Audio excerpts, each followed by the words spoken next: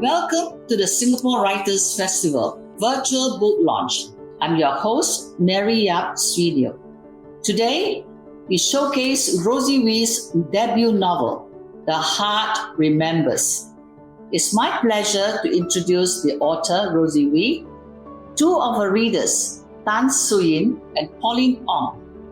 They have read and enjoyed the book. Rosie has written and published children's books, English books for schools in Singapore and overseas, fiction as well as non-fiction books. Rosie is a volunteer with the National Library Board. In that role, she has interviewed and written interview scripts for the Singapore Memory Project, the National Archives of Singapore, and the Singapore Bicentennial Project. Rosie guides at the National Museum of Singapore as well as National Gallery Singapore. Rosie paints, and her paintings have been sold at charity dinners. So Rosie, tell us, what inspired you to write this epic novel? Thank you, Senior. Well, it all started when my mother, who died at the age of 47, left her journal and a stack of letters from someone who was not my father. I was 16 years old when I read her journal and the letters to her by a guy, JP. For the next 40 years or so of my adult life, the journal and letters lay languishing in their resting place. It was after my retirement and with more time for myself that I revisited her journal and JP's letters. So through reading my mother's journal and JP's letters, I pieced together a romance that flourished between two people in love. The relationship between my mother and JP blossomed during World War II. Unfortunately, it did not end in happily ever after, the substance of most romances. So two questions remain unanswered. What happened to JP, and why didn't their love end in matrimony? When I asked my aunt, she could only say, he probably died in the war. So the possibility of resurrecting their love occurred to me. Still, I didn't think much of it until I began to experience headaches and strong vibes. What happened is that the headaches persisted, and it's as if something is probing me to write the story. So that's how this love story became the premise for The Heart Remembers. How long did it take you to write that story? To answer your question, it is a love story between my mother and JP that happened in the midst of the Japanese occupation. And it would give the book more substance if I were to weave in the historical and cultural milieu of that period. If it's going to be historical fiction, the events have to be objective, although the angle it is told can be subjective. So that led me to do intensive research, which took me a total of 3 years. The actual writing, 1 year, and the painstaking rewriting, editing took another year. So 5 years in total. How different is it if you were writing a historical text? Writing historical fiction is different from writing history textbooks, because in history textbooks, you gather the facts, structure it, and write it out in accordance to its genre and expectations. But in historical fiction, you still need to source for the facts, but you use it in a creative way by blending reality with fantasy. And it's fun because my imaginary characters will be interacting with real historical figures, and events flash out in dramatic scenes. It is taking an episode in Singapore's history and using artistic talent and visual imagery to spin a complex, nuanced story. In short, it is using actual historical events and shaping it by adding human interests and values. What would you like your readers to take away after reading The Heart Remembers? I would want my book to resonate with my readers long after they've read it. Not a matter of reading the book, throwing it aside, and reading another book. Let's now hear from two readers who have read The Heart Remembers. First, Suyin. What do you see in this novel that interests you?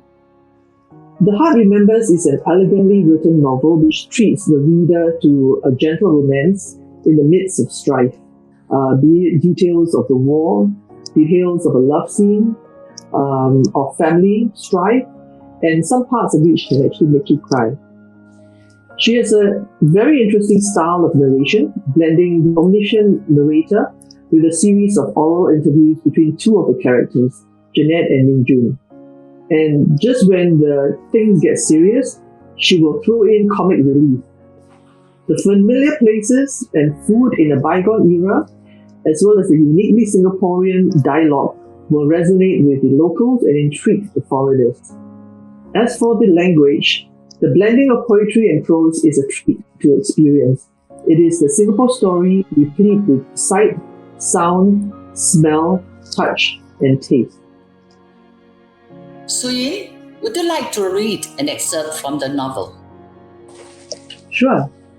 Let me read this passage, which is just after the couple has been reunited after the war. Hand in hand, they walked along the sand. They sat on the boardwalk facing the sea. Leng cradled his arm and rested her head on his shoulder. In the distance, the sea was a sheen of turquoise, gold, and verdant green, as the setting sun jeweled the water. The islands lay seductive, wrapped in amethyst. Ships headed for Malaysia and beyond. An occasional hoot from a ship punctuated the silence. To find out more about what happened after that, do read the book. Now let's ask Pauline. Pauline, how would you describe your feelings when you read The Heart Remembers? Well, what can I say? It was just startling, mystery. What happened to the young lovers? Gosh, it is not something that I want to reveal to anybody listening, but it is so wonderful. As I read the book, I could feel myself walking through space and time in the museum, and as I stop in front of a piece or an artifact, it could be a Japanese samurai sword, it could be the prison door. I could almost hear Rosie in my ears. You see, it's more than a love story. It was times of turbulence. It was during World War II. And later on, the emergency and where Malaya was in turmoil. Gosh, this is just too much. It's so exciting. I don't want to put it down, and I won't tell you the ending. Well, Pauline, now that you have read the book, do you think this book will be suitable for secondary and junior college students? Yes, definitely. I would suggest the upper secondary students who are more emotionally mature and curious, and of course, the junior college students.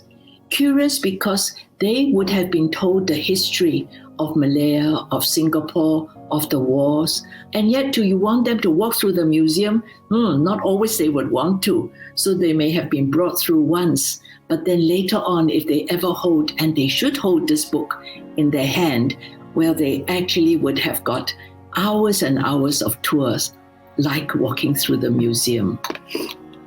Shall I read a passage for you? Now, as I read, I think you can know what's happening. Kneel, a voice shouted. Yamaguchi loomed, his fingers curled into a fist. He was in the military uniform with an armband bearing kanji, which indicated he was a Kampetai. Ming Li's throat tightened. We know all about you and your involvement in the Dale Force. His eyes narrowed. You escaped alone? No, a friend was with me, but he didn't make it. Yamaguchi paced back and forth. The only sound was his boot on the cement floor. More questions followed. He wanted to know the troop strength, who recruited them, and the training they had.